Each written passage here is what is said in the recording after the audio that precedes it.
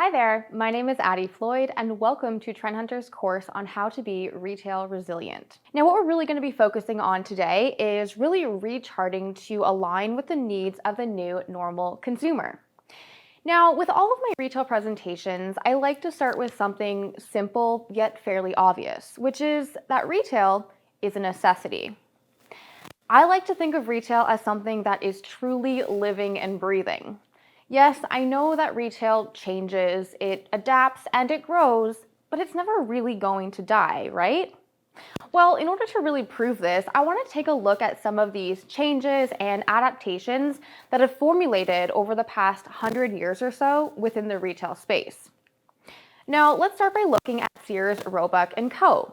Many of us probably remember using this catalog. It was really the first ever one-stop shop for the whole family. You could buy everything you needed in this magazine. Anything from automotive parts to toys to, of course, everyone's favorite carpet sweepers. But we've come a long way since the 1890s.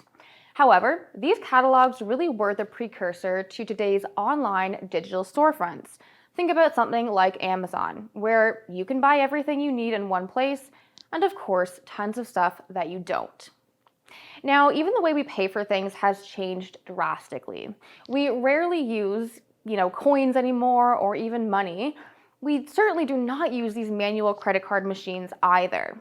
Instead, today's consumers are opting for contactless payment solutions because, let's face it, nobody wants to touch anything anymore. And of course, we have to look at brick and mortar as well. Now, in my opinion, this is a retail platform that has received the biggest facelift. Instead of these crowded retail-dense shopping centers, today's consumers are looking for something a lot more experiential and fun when it comes to shopping IRL. So, needless to say, change really is inevitable, except of course from a vending machine. However, many of us did not predict the changes that were to come in 2020 because of the COVID-19 pandemic. Retailers and businesses all across the board were forced to adapt and pivot virtually overnight. But you know what? A lot of them really rose to the occasion. Let's take Kraft Heinz, for example. Now, this is a legacy company. They've been around for over 50 years, but they never had a direct-to-consumer platform until now. In 2020, they partnered with Shopify and launched their first ever Heinz to Home.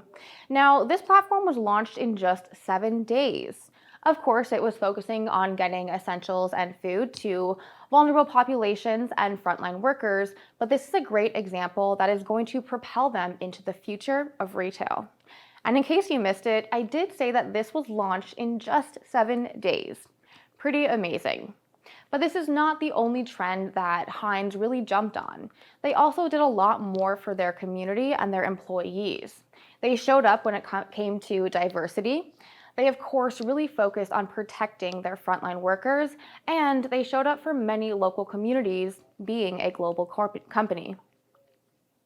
So the bottom line here is that so many trends have been accelerated over the last 12 months, and they continue to do that.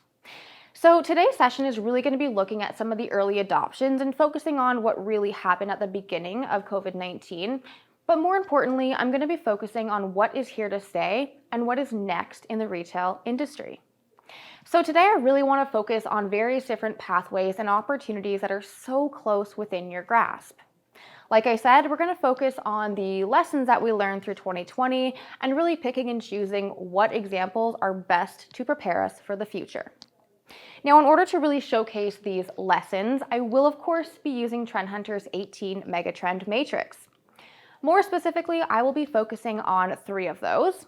So today, I'll be looking at simplicity, authenticity, and many